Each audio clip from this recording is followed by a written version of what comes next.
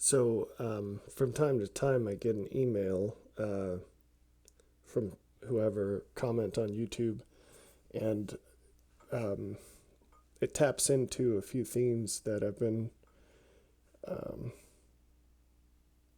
that I've spent time thinking about and writing about, and I want to query my understanding and package together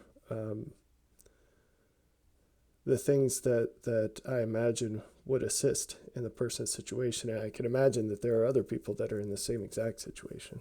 Imagine it's too weak of a word there. I'm going to make a quick little video about this. It happens to be 2:20 in the morning. I'm sorry if I sound groggy. I just got up. Um, and for the astute among you, I do have more than one T-shirt. It's funny. It's very funny to me. But the last, I guess, 4 videos I've done over the last 2 months, I have happened to be wearing this shirt. So that's funny to me. Anyway, so um, the lighting and everything. I'm in the deepest corner of my house in hopes I don't wake anyone up. Um, so I apologize, but whatever. It's about the words. The less you see me, probably the better, honestly. So, um, anyway, the theme of today's video, we're going to bounce around a little, but I hope that with all these intersecting lines, the point that emerges in the center is something about love, and specifically what you should do if you have a spouse that believes differently than you do. That's what I'm going to say. I think in the theme, I might call this unbelieving spouses, but I think that's a ridiculous thing to say because everyone believes something. Um, anyway, who's to say you're right, right? Um, but more than that, man, it's there's so much to say about so many things, and it all touches, everything touches something else. And it's just these webs that go out, and trying to isolate one thing is so hard. Um, but yeah, everyone believes something, and um, it, it's not that they don't believe, it's that you believe differently. There's a difference in the beliefs. It's not presence or absence. Anyway, um, so there's this perspective of a man who feels that his wife um, believes differently, and he's trying to help her. And then there's this perspective of a wife whose husband believes differently, and she's trying to help him.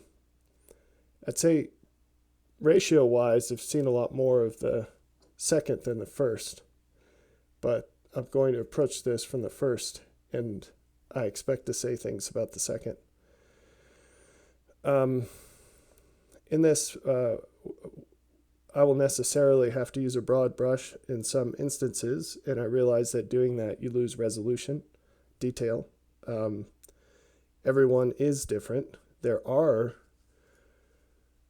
categorical conclusions that can be correctly drawn. In other words, if you're limited in what you can say about something, of course it's appropriate to basically take the average of a situation and speak about the most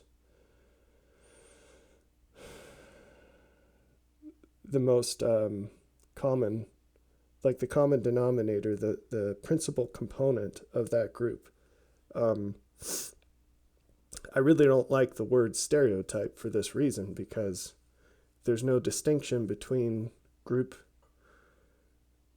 properties that are true or tend to be true, and group properties which are not, or group properties that are environmental versus based on some property that's more inherent and harder to change.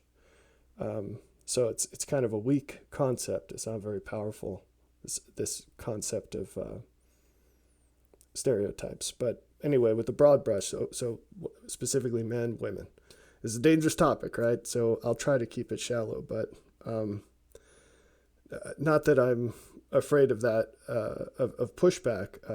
I think, and this is one of the themes that I hope emerges from this, is that there are differences that are subtle but very important, and that we get in a lot of trouble when we live our lives in a rules-based world.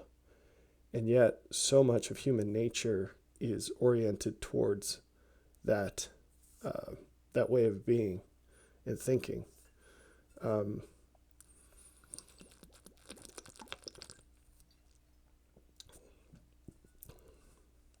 Reality is complex, and you can't simplify it. There are only two ways to simplify it. One is to get a representation that is so clever, so it fits so well that it reduces the complexity to simplicity. The other way of getting things simplified is by oversimplifying them, which is a lossy mapping, meaning that you lose details that matter. And that a lot could be said about that causes a lot of problems. So when you start dealing with subtleties, you have to spend more time talking, and you also have to rely on your audience's ability to parse all those details. And we tend, as humans, we're more likely to be simple than sophisticated. And sophisticated does not mean good. It's not a universally good property. Most people tend to use it because goodness is so rare. Most sophisticated people, just like simple people, they're not good. They tend towards evil inherently, naturally.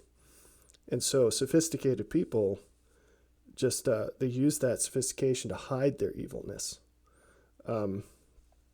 So anyway, but you have to be sophisticated to get the most out of what is. You just can't do it as a simple person.